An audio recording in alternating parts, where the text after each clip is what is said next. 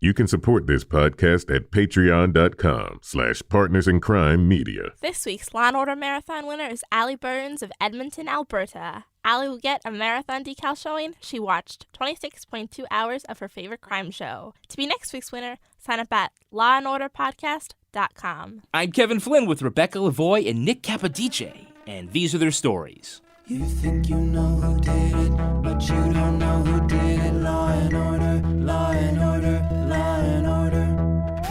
It's no ordinary police procedural, baby. It's the FNOG of police procedurals, baby. Law and order, law and order, law and order, law and order. These are their stories, these are their stories. Welcome to These Are Their Stories, the podcast about network TV's most enduring crime franchise and the real-life cases that inspired their shows. I'm Kevin Flynn. Each podcast will break down an episode from either Criminal Intent, SVU, or Original Recipe, and today we're looking at The Mothership, Season 17, Episode 9, Deadlock. I was seeking to have Vorgich legally executed. And I executed him. How can you come after me for that? Because New York doesn't have a do-it-yourself death penalty, Mr. Purcell. Joining me to do just that is true crime author and the host of Crime Writers On and Slate's Mom and Dad Are Fighting podcast, Rebecca Lavoie. Hello, Rebecca. Hello, Kevin. Would you say that I am the Peyton Manning to your Eli or the Eli to your Peyton? You could say that, and I would like to take a knife in the neck. Defending that. Rounding out our panel is our special guest from the Civics 101 podcast. It's Nick Capodice. Nick! When you're talking about the death penalty, things get pretty weird.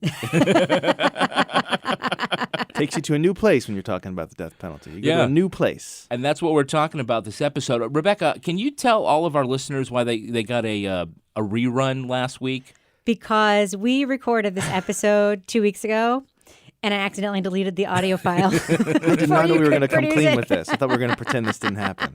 No, I was going to make a joke at the beginning like, it's kind of like deja vu talking to you guys. But I didn't do that because I didn't know we were going to out me either. But sometimes... Well, now we can have the inside jokes. Sometimes shit happens. Sometimes it happens. Sometimes it happens, and I'm going to try to pretend that it wasn't on purpose.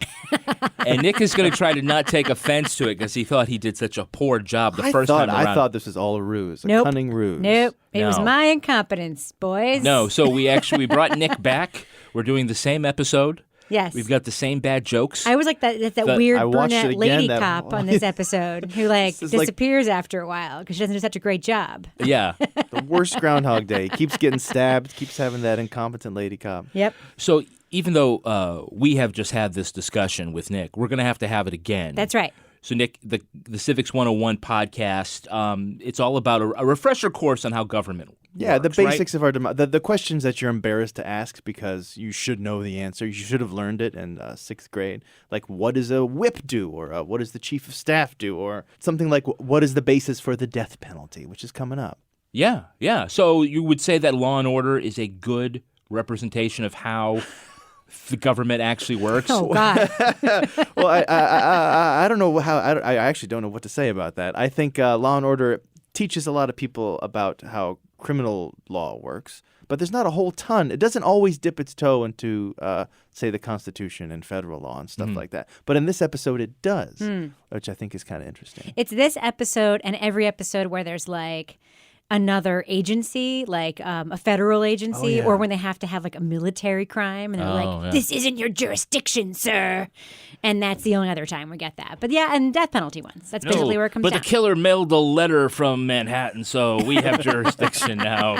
Do they ever go up to the Supreme Court in Law & Order? There was one where we recently watched where Jack... Well, we wanted to. In this one, they appeal to, I believe, what is supposed to be the state Supreme Court. Right. But no, they don't ever But do doesn't an Jack episode that want to takes take 7 it there? years. And then Fred Thompson says no? Isn't that what happens in this one? Or am I conflating it with another one? I think you're conflating it with another one. Okay. He tries to take it there, but the judge doesn't let it happen. Yeah. Now, Nick, you're also an actor. How many Law and Order credits do you have on your IMDb page? I have no Law and Order credits on my IMDb page, but I will say it is a rite of passage for many New York actors to like. When was your first episode? My favorite bartender in New York. He's been in more Law and Order episodes than you can shake a stick at. As a bartender? No, usually as a Russian thug or a police officer. And every night he's like, I'm like, what you working on? He's like, hey, Nikki, I got Law and Order on Friday, I got SVU on Thursday, then I got blue bloods, then I got the damages, Nikki. The damages is where it's at. Does he have like a weird scar? That's why he keeps. No, he's bald and very handsome and very smart. Does he do a Russian accent well? Sure, he does. Yeah, absolutely. Yeah. Естественно. That means naturally in Russian. Did you ever try out for a Law and Order? I never did. I was the kind of actor who never liked to audition for things. I waited for them to call me, and they did. Never for anything good. It was the real bottom of the barrel stuff. Called my phone. I have to get you guys a photo of my headshot. It's an embarrassing thing. No, perfect. So did you ever get a call and say we need a second cadaver? How do you look Background naked? cadaver too. How do you look naked? Yeah. No, but no, that never happened. How do your legs and feet look? Yeah, I know. The waxing never happened. Yeah, my feet are terrible. I was flat-footed from the get-go. Now, Nick, of all the franchises on Law and Order, which two detectives are your favorite detective team? Favorite Law and Order detective team. Briscoe and Curtis. Yeah. Gotta go Briscoe and Curtis. Ray Curtis. Ray Curtis. Doesn't often come up in the favorites conversation. It's strange. I mean, Briscoe is clearly my favorite because again, living in New York, I was quite familiar with the fact that Jerry Orbach gave the gift of sight to poor New Yorkers. By donating his eyes. By donating his eyes. And I always thought he was a kind of a nice foil to that. Yeah. And Ray Curtis, because we keep having these podcast episodes with Law and Order, with Ray Curtis on it, because Rebecca keeps making reruns out of them.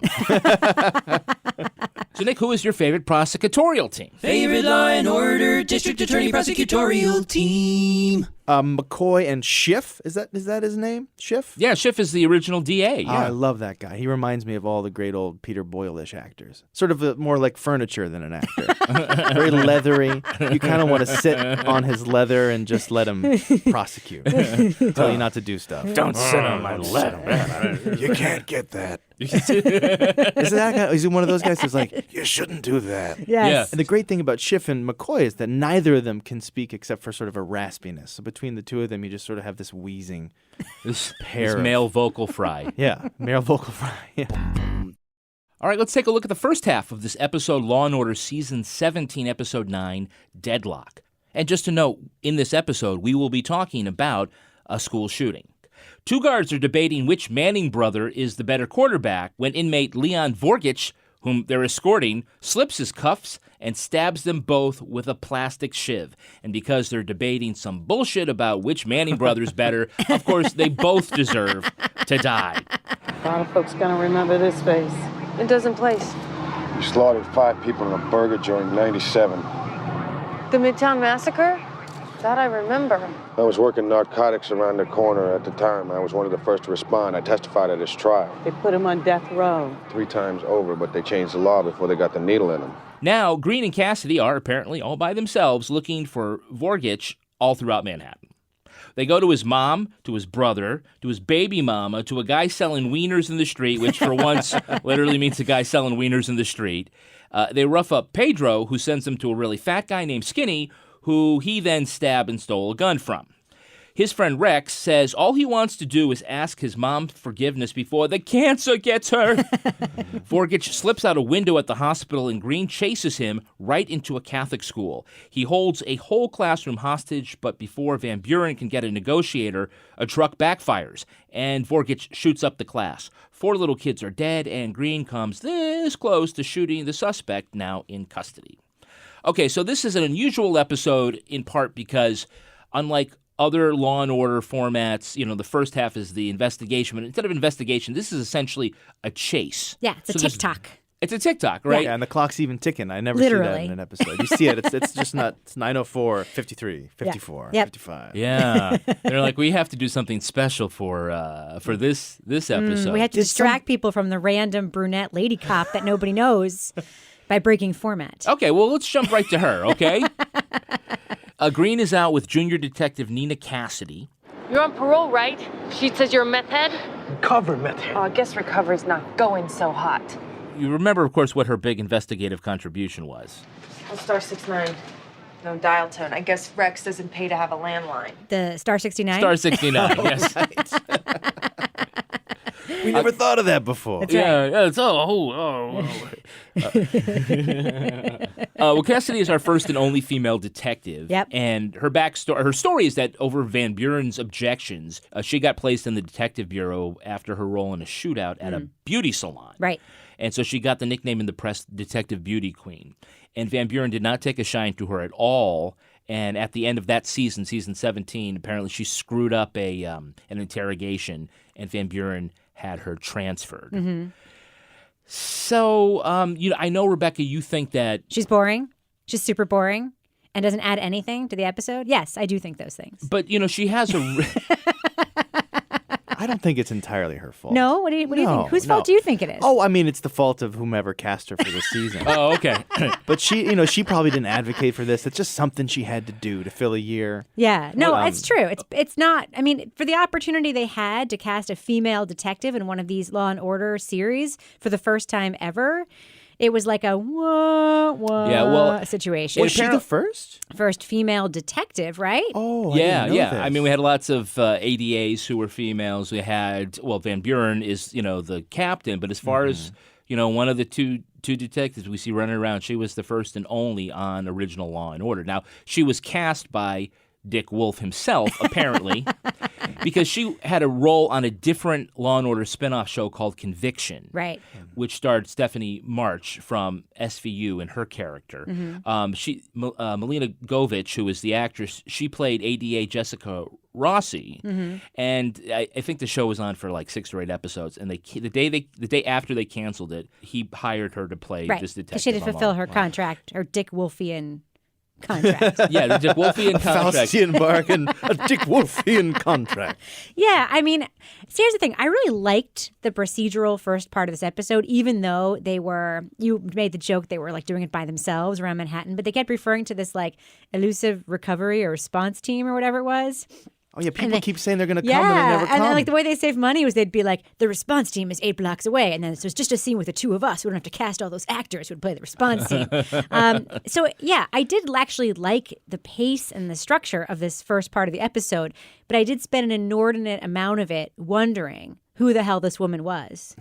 And whether or not she was going to die in the episode, because I had never seen her before and I'd never remembered seeing her again. And then I realized I'd seen her in lots of episodes. I just forgot about her. Well, season 17 is not one that is in super high rotation, on the weekends on the different networks. So it does come up, Is it because she's in it? She's...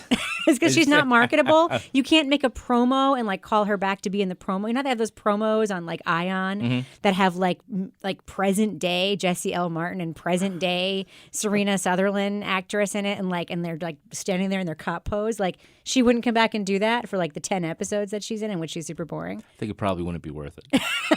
I would like to jump in here to voice my disagreement with Rebecca on that. After a second watching that first half of this episode, it felt like I was looking at an editor who was sitting sweating in a basement with like 3 hours of footage. Like, what am I going to do with this? How am I going to cut this down? And just, it felt like every cut and every scene was just sort of crammed in there.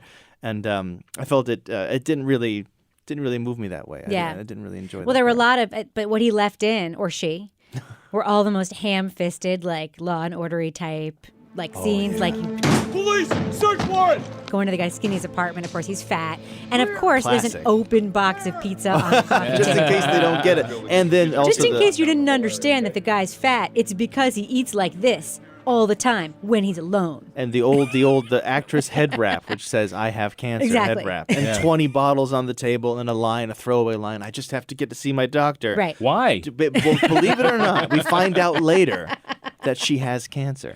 Yeah. Before we jump off of Nina Cassady, not that anybody ever jumped on her, but Rebecca, you're from New York. Yep.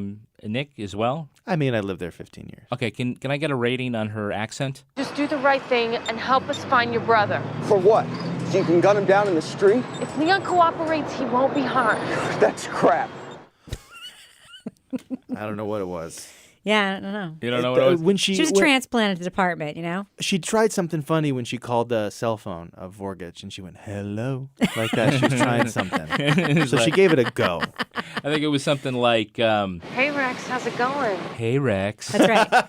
That's right. She was basically window dressing for Jesse L. Martin's, like, maybe police misconduct behavior in this first half, in which every scene in which he, like, pretends he's going to beat somebody up. Yeah. And she was, like, the the window dressing next to them. Yeah, it's very different episode for Green because he's usually, the smooth, even-tempered one. Because he's gorgeous. Because he's gorgeous, and he's always been that character. But this one, he's really channeling his inner Sipowicz and really threatening to beat up anybody who doesn't talk to him. You're going to give us the names of people that might be helping him, or I swear to God, I will take you down.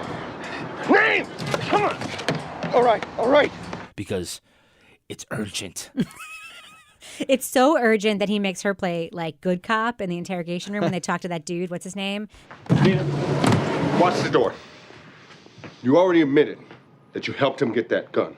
So when I'm done with you here, I'm calling the DA in here. He's going to charge you with co-conspiracy, unless you tell me what I want to know. Hey, brunette cop lady, go stand by the door, as if, like, he's going to beat the guy up. Meanwhile, the door is next to a giant window. Yeah. So it's like, no privacy. Yeah. What are you watching for? Everyone knows that mirror is a window. Like, everyone who's ever seen a cop show knows people are looking in through that window. Okay, we end up meeting the father of the guy killed in the Midtown Massacre, and he looks just like that douche with the beret and the biker mustache from Mythbusters. I pray that bastard comes looking for me, and you can send the cops outside home. I got this. You got a permit for that? Of course. That son of a bitch comes looking for me, he'll finally get that death sentence. I swear to God, I had a friend like that guy in college with the beautiful mustache that drooped down into his coffee. Now, really, the only reason we have this guy and we know that he's carrying a gun is because he's a red herring for the second half, right? Because we want to think this is the vigilante guy. His character could have been named Red McHerring for all it mattered. I mean, Frank McGuffin. The one thing about him that made me nervous was they were talking about how this guy Vorgich was like on the loose and was going to shoot him if he saw him. And the guy's like standing out on his fire escape, just like I'm like, get inside! Like, what is the matter with you? But then I realized when he showed them his gun and happened to have his permit also right in his pocket, he could look out for himself. He could look out for himself. Maybe. One of the unusual things about this episode is really how is graphic the right word? Yes, because it's it's graphic. Very graphic. Look, this can be at sometimes a heavy show, but not a heavy show, right? And the way the first half winds up is with a bunch of dead kids on the floor. Yep. Which is something like, I don't think we've ever seen anything like that on Law and Order. I don't think you could show that on TV right now. Nope. This year, you would no way you could make this episode right now. Never. It's so visual.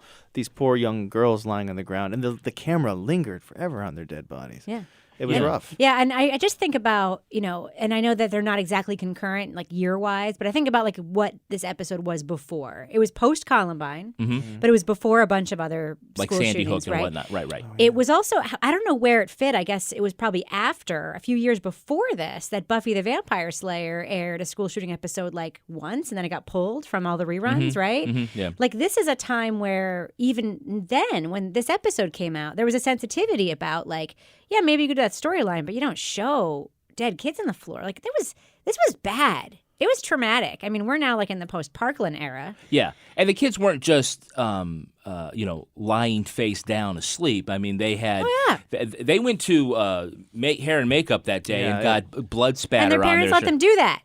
I always think about that. Those parents, I don't know if you were a child actor, just like an adult actor. Well, I was a mediocre child actor as well as a mediocre adult actor. I did some acting as a kid. Yeah. So when you're that parent of a child actor, and it's like your kid's going to be a corpse today, or your kid's going to be a rape victim today, or your kid's going to be a school shooting victim today. Like, how long do you think your kid can scream? Like, is there a point at which? I mean, are parents just like so psyched that their kids are getting butt work that they don't even like care about that? I'm just curious. I think that the people are very careful when they're working with the quote unquote talent too, so that the kid never thinks that he's in danger, and the kid doesn't even know really the circumstances of what he's in. It's kind of a fun afternoon. Mm-hmm. You get a bunch of squibs put on you. It's not like we're going to talk about the seriousness of school shootings to the actors. Right. I tried to look up these young ladies who played just for peace of mind that they went up, as you said to me once, and had apple juice and things are done. But they weren't listed on the credits page. Yes, it's hard to remember that was a fake criminal. Right. Using a fake gun. It's easy kill to fake remember kids. that. It was just a shocking visual. But you're right, it is shocking nonetheless. And you would think that there's nothing funny that you could mine from. But there are, again, I have a couple of questions. So during the standoff, we see that the father, Rob Purcell, shows up. Says his kid's in the room with the perp. She texts him she's getting sick, diabetic shot. She says she's getting dizzy and confused. She's going in the shot. So I'm thinking, you've got a woozy 7-year-old girl with a gun trained on her, and she takes out her phone in front of the criminal and says, Dad, I need my chocolate. Not Dad. Not Dad, Come save me There's from a guy criminal. with a gun. Yeah. It's just like, my blood sugar's low.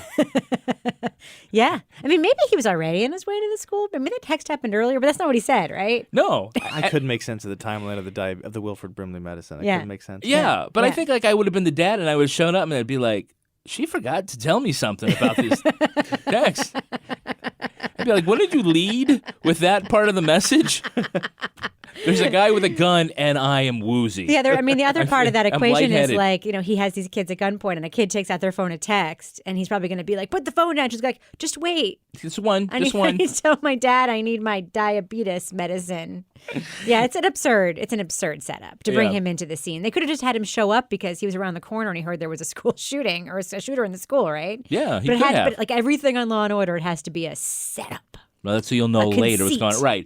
Right. And of course, now the shooting itself is triggered, you could say somewhat accidentally, because the criminal hears a truck backfire in the street. What the hell was that? I don't know about how well they're doing at Pep Boys these days, but I don't hear trucks backfiring. Why? Why does also, this to happen? get out of a crime scene, there were vans everywhere. It's like, I just got to get out of here. I just got to deliver this plywood to 47th Street to Sam Ash. On a street that's locked down. Yeah. He's like, his 3-point turn is going to take 7 points to get out of this little. He's like, I got the bomb squad there. I got it, so. Listen, those windows in that lady's apartment on 54th Street, they ain't going to glaze themselves, guys. Something about this first half that I thought was impressive acting-wise was Ed Green. You call him Ed Green? You call him by his actor name, right? Yeah. Was Ed Green's the moment where he had the gun up to Vorgich and he came this close to shooting him, but he showed restraint. You can't shoot me. I'm unarmed. Why'd you have to shoot them? Why not? Get him out of here. And it was a really cool moment because when you're talking about the death penalty, things are so heightened. People are shot. People are murdered. There's no way you're going to prove Vorgich is innocent. There's no question that he did it. So people are pushed to the very limits in these situations. And I thought he did a good job. I think it's the theme of the episode, which is who has the right to make that life and death decision. Right. And of course, we see, Ed Green there with the gun, and you're wondering, we're 27 minutes into this episode. Is he really going to, shoot the guy and then be kicked out of the squad and replaced by Anthony Anderson. Anthony Anderson. Yeah, no. I mean, it was an interesting. I mean, you had to wait till season 9 for That's the true. mid-season replacement, right? That's true, but it Season 19. is like just another episode in a series of episodes in which we see Green on the brink, or Green in a situation where someone accuses him of having been on the brink. But I think that the interesting thought experiment here, if you want to get a little deep for a second, is what if he had shot him, right? If he had shot him, it probably would have been able to pretty easily say, probably Van Buren would have come to defense and been like, yeah, the guy he was being threatened. It would have been like that, right? So wouldn't it have just been cleaner and easier if he had? I mean, it's a thought experiment. I'm not advocating for that because clearly cops should not shoot people who are unarmed. Obviously, but I'm curious as to how the show would have handled it. The question of what if you take the law into your own hands? What happens? Yeah. Did you not see the second half Yes. of this episode? Well, I know that's where we're going, and I think that's why I said it. Because I think that is what plays into the second half of the episode. I was trying to tee it up for you, Kevin. All right. Now let's look at the second half of this episode. Kiss my ass. That's my defense. The greatest line in the history of this show. Vorgich is arraigned on 8 new murder charges, but with him already serving a life sentence, what punishment could he face? Either we decline to prosecute Vorgich, or we waste 3 months on a murder trial with nothing at stake. No trial for 8 dead? 2 cops and 4 children. We owe the families. And what we owe them is Vorgich getting an armful of poison. Not an option right now. McCoy can't seek the death penalty, but politics, bullshit, legal argument. 5 minutes later, McCoy still can't seek the death penalty. As Vorgich is escorted into the courthouse, something happens that's never happened on Law & Order, ever. He's shot by Rob Purcell, the father of the little girl from the school. Purcell is represented by Dina Carter, a lawyer and candidate for state senate. McCoy wants to be merciful and offers a plea, but the headline-seeking lawyer says no and wants to take it to trial where she's confident of an acquittal. Rubirosa wonders if Carter put her client up to the shooting.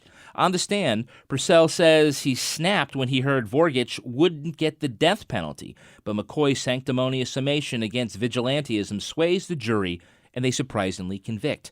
But just because he can't let shit go. McCoy visits Purcell in prison, where he admits Carter told him what time Vorgich would be arriving at court. He gets a sentence reduction, and the political candidate gets indicted. Okay, so Jack and Connie are stuck because there's no way to punish this guy for 8 new murders because he's already received a life sentence. So how do you punish this guy? With a spanking? With a worse, with a maybe like fewer privileges in his current prison situation. Supermax? Maybe you have Nina Cassady read him bedtime stories in that horrible accent. I mean, here is the thing, and I think one of the things that shows that are about the death penalty don't actually talk about in the dramatized version. They obviously don't talk about like all the other death penalty arguments on the ground. They talk about sort of the loftier ones. Yeah. But one of the things that is never addressed, I think, properly, I mean, you have to listen to a podcast like In the Dark or whatever for it to be addressed properly, is how a life in prison, a life sentence in prison really is so much worse. This guy was out and now he's back in and he's not going anywhere. I mean, I don't know. I mean, I'm not saying I would feel the same if I were the father of one of those little kids. Obviously, revenge is different than capital punishment. I know very few people who would take life imprisonment without possibility of parole over a death sentence. I mean, to me, that makes it's a far. To people me, make that choice. People make that choice. This I'll just speak for myself. I would far prefer a death sentence than life imprisonment without parole. Mm-hmm. Now, to bring everybody up to speed on what's happening regarding the death penalty in New York, because this plays a big role. Please do, because I got to be honest, I didn't understand it at all. Okay. I had to read some extra stuff about it. People v. LaValle. Right, exactly. People v. LaValle is the New York case that affects everything here. New York brought back the death penalty in 1995. And we remember that because Lenny Briscoe got drunk when that happened, and Claire Kincaid got killed. Yep. But in 2004, a state court ruled that it was unconstitutional in the state of New York, having to do something essentially with the jury instruction that they thought was prejudicial. And so it's kicked back to the legislature that doesn't act on it. So right now, when this show airs, it is in this period where nothing has happened. Eventually, New York abolishes the death penalty, but it's still essentially on the books, but they can't pursue it. So this is where they are. So McCoy basically has it all figured out. He says the legislature hasn't fixed it, but you could, Your Honor. LaValle states that you can't issue the old deadlock instruction because it's biased. And although the court declined to rewrite it, there's nothing to stop you trying. This is an issue that needs to be resolved, Your Honor. If the legislature won't do it, it's on us. Sure, why not? Why not? Sure. And it's the impetus for the episode's name, Deadlock, which is if the jury is deadlocked, if it can't come to a conclusion, then it was left up to a trial judge to decide the sentence for the person. So that's why we call it Deadlock. It was a year after this episode, New York overturns and bans the death penalty. So we can take comfort in knowing that even if Jack had been successful in his quest to get the death penalty against Vorgich, he would have gotten a life sentence anyway, because I believe that all those death row inmates did not actually get executed once a death penalty was overturned. Right. Correct? No one's been executed in New York for a long time. Yes. 85 or something like that. Yeah. So doesn't really matter. Retrospect. Doesn't matter. There go all our philosophical questions. Did you guys know that in Utah they still have the firing squad? I had heard that. Yeah. And one person gets the mercy bullet and the whole shebang. Yeah. Unbelievable. Shebang? The whole shebang. Yeah, very That's good. Right. Hey, we have a Hey, It's That Girl. Hey, it's that girl. Do you remember, now you guys can play along because we did this 2 weeks ago. I don't even remember talking about it, so let's just be real. The actress who played Dina Carter, who was the politician/attorney. My client believes that shooting Leon Vorgich was the right thing to do. And if you agree, why are you charging him? And if not, that's a valid defense. Do you remember the name of the actress? Nope. It's Catherine Dent. And do you remember where we saw her? Nope. Do you? No. He told us. Do you remember? I don't watch these shows. And she was the officer on The Shield, Danny Sofer. She was the female patrolman. So as far as headline-grabbing defense attorneys go, and there's one like every 3 episodes, how do you think she did? She was fine. I mean, I would have liked to see her in a scene cross-examining Olivet. I mean, there was this whole off-screen reference to Olivet having examined Vorgich, which is every time they talk about Olivet or Dr. Wong or one of the or J.K. Simmons or one of like the psychiatrists, they don't show them. I'm like, don't tease me, guys. Don't tease me. I thought she was fine. I mean, she definitely looked more politician than lawyer, in terms of casting. The hair, she had the politician helmet head. Yeah. Well, she did give this episode one good withdrawal. Oh, that was great. Yes. Which is, so she's going to say something outrageous. So in your professional opinion, Robert's mental breakdown was caused not by the death of his daughter, but by the state's failure to act? And then Withdrawn. Jack's very slowly standing up. He got like 2/3 of the way. He was kind of slow. This time you could hear the bones creaking in his back. He's like, oh, how many more years do I have to do this? Wouldn't it be so cool if you could do that in real life? Like, say you're in a meeting with your boss and like your boss does something that really pisses you off and you're like, you know what? You can take this job and shove it. Withdrawn. Oh, fine. I guess I will. It's like it never happened. That's right. That was one of the best fake New York Daily News covers I'd ever seen. Oh, the one at the end? What about Dina Carter? Now that's justice. The very end, with a sort of smeared face. It reminded me of the end of Back to the Future, when it's like Emmett Brown committed, Emmett Brown commended. Right. And she's indicted, smeared. Right. And let's just say, I know we're jumping ahead, the fact that Branch hadn't heard of the news and didn't hear about it until McCoy showed him the newspaper. Like, I'm sorry, isn't it your department that would have indicted her, sir? I don't know about you guys, but if my boss found out about what we're doing because it happened, you saw it on the front page of the paper, right, we'd all be looking for new jobs. Right. And then you could be like, take this job and shove it. Withdrawn. Hey, there's another, we'll call him it's that guy. It's the actor who plays Rob Purcell. His name is Jeremy Davidson. 12 jurors voted for the death penalty 3 times. Even the district attorney tried to make it happen. All I did was carry out the will of the people. And he is... Just tell us, we don't know. He's Mr. Mary Stuart Masterson. Oh, he's married to Idgie? Yes. Oh, Idgie. Get your foot out of that railroad tie.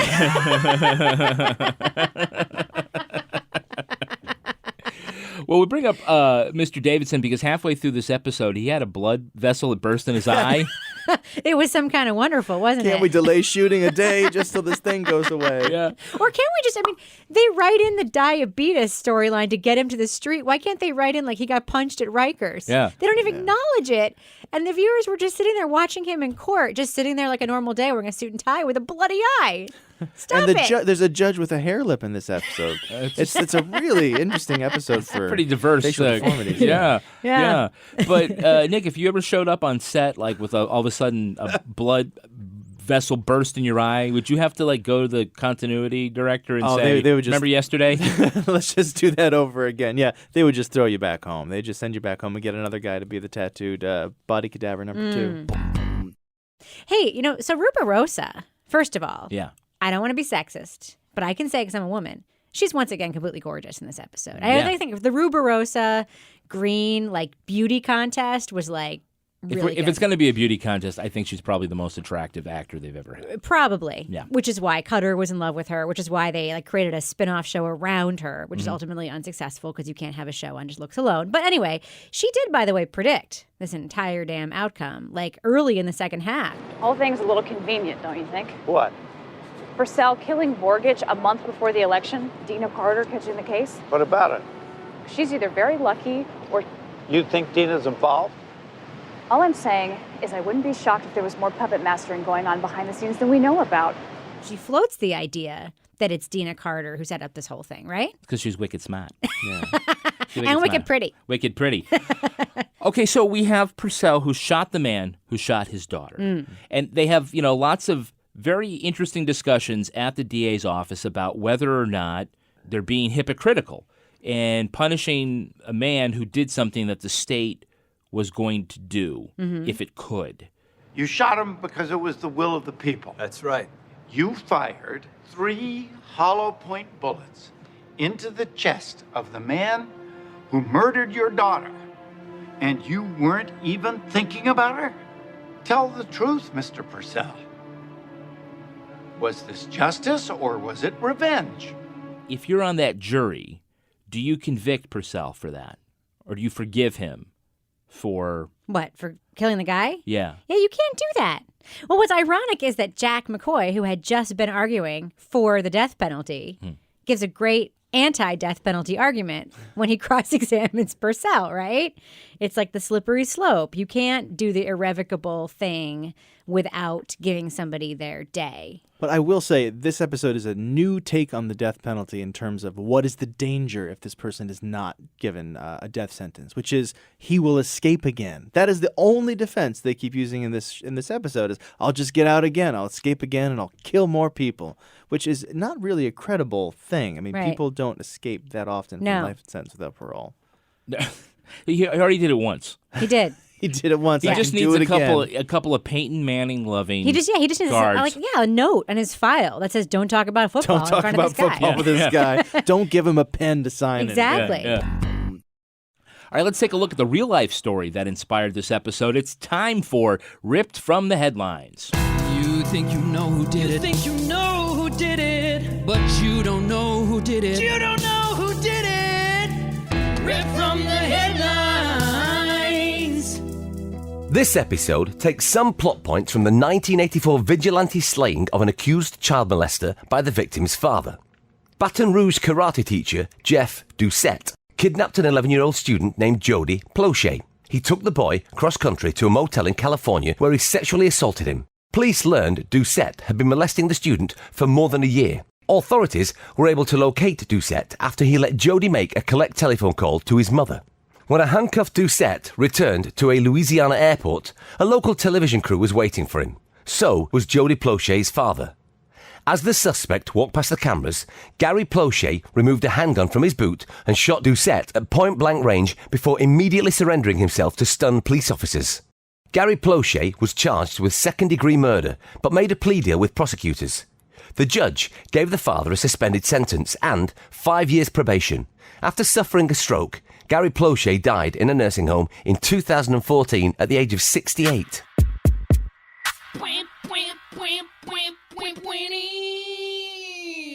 Okay, so there are actually several ripped from the headline plots sort of stuck in here, interwoven in this episode. There are several school shootings, fast food restaurant shooting, the death penalty debate, as we talked about, the escape and killing spree of a Canadian convict who picked his handcuffs with a piece of plastic hidden in a cigar. Who knew that Canadian convicts could smoke cigars? Was he sorry after? He was not sorry. But let's look at this case. Dad kills his son's molester. He gets probation. This Right. really happened. Is this too light of a sentence for a premeditated murder? Yes. What's the next question? Oh, all right. So Wait, you... I want to know why was the TV crew was there, you said? Yeah. So was there any sort of instigation, maybe just because I've seen this episode? Like, did he do it because the TV crew was there? No, apparently, and you can actually see this clip on YouTube. Yeah, your eyes went by. It's actually not it's not gory as it's not what you think it would be. Is it like Jack Ruby going Oswald? It's very much like that. In the shot, I got to say this. Okay, in the film, we'll call it that. The police are coming with the suspect down a hallway, and so the camera is kind of following it. It pans right to left, and on the opposite side, you can see the father, and you can see him take a step forward. Where the convict goes, he actually passes behind a guy standing on the side, right? And you just see him falling forward on the other side. So you never see like an impact, right? You know, from a headshot or something like that. But you do hear the gun and see him fall forward, and then the cops rush the other guy, and they were saying, "Why, Gary? Why?" Because they obviously felt a lot of sympathy for the guy, and they're like, "Why did you have to do this?" Right? Because it is wrong. I'm sorry. I don't think this is political. I'm very comfortable just stating my opinion. It is wrong to plan to kill somebody and then kill that person. I mean, if you are not in imminent danger, if you are not protecting yourself, if you are not protecting your child from being abused again by the same person, then we're talking like different circumstances, right? This guy had been caught. I agree, Rebecca. I agree in the rule of law, and I think, there should be due process for this. It's a slippery slope. It's a slippery slope, but then I'm about to say the 3 worst words you can say in the English language. As a father. Withdrawn. Withdrawn. I withdraw my seed. I wish I could have withdrawn a little earlier. Now that I'm a father, I have morals that other people don't possess. But I'm saying that my point was that as a father, I don't know the situation. I don't have enough information on the situation. I don't know what I would do in that situation. Is what I'm going to say. Yeah, and obviously, he did commit a crime, and he got, on probation because I think probably the judge felt like he's not going to do it again. He's not going to do it again. He hadn't offended before. He never offended afterwards either. But what if somebody else abused his kid in the future? You don't think he would do it again? Well, that would be very bad luck, wouldn't it? Would it? I mean, I'm just saying, I don't think there's no situation in which we can say this guy wouldn't do it again. I'm saying, you have to take all these things into consideration. And if he were, like I said, trying to protect something else from happening to him or his own child, I can sort of justify it in my head in a weird way, still say it's wrong, but justify it. Can't do it in this situation. I can't do it. Also, killing him in front of all those people. It's kind of like a martyrly act, too, in a way that makes me uncomfortable. Well, I think it's the one time. Well, I mean, look how difficult it was for Rob Purcell to kill the bad guy in this episode. Right. Yeah, he got a text alert from Dina Carter. The time has changed. Had to know exactly when to go and show up at the Sally Port to shoot him on the way. They were able to crack the case because Doucette allowed the boy to call home. Right. And, of course, you know how they caught him. How's that? Star 69. I thought he used 10-10-3-2-1 with that call. That is going to do it for us. We want to thank our guest, Nick Capodice. Nick, how can our listeners follow you online? You can go to Civics 101 Pod at Twitter. And Rebecca Lavoie, how can our listeners follow you? You can follow me on Twitter and Instagram at Reb Lavoie. And you can track me on Twitter at Kevin P. Flynn. You can also tweet to us at Law & Order Pod and follow us on Instagram at These Are Their Stories Podcast. Our newsreader was Cy Frater. Our theme music was composed and performed by Uncanny Valleys. Content assistance from Travis Roy. Lily Flynn handles promotions. Get ad-free episodes of These Are Their Stories when we remember to save the recording. A week early. Sign up for Stitcher Premium. Get your first month free at StitcherPremium.com/crime. I thought I was forgiven. I know I am number one. Withdrawn. All clips in this podcast were used... Withdrawn. All clips in this podcast were used in compliance with the U.S. Copyrights Act Fair Use Exemption for criticism and commentary. Special thanks to the elite squad of the Law & Order Wiki community for preserving the evidence. If you want to know what episodes we're talking about in our upcoming shows, go to lawandorderpodcast.com. Sign up for our newsletter and for a chance to be our next Law & Order Marathon winner. Wow. These Are Their Stories was recorded in the Yoga Loft above the Bodega in Bay St. Louis, Mississippi studio and is a production of Partners in Crime Media. Partners in Crime Media.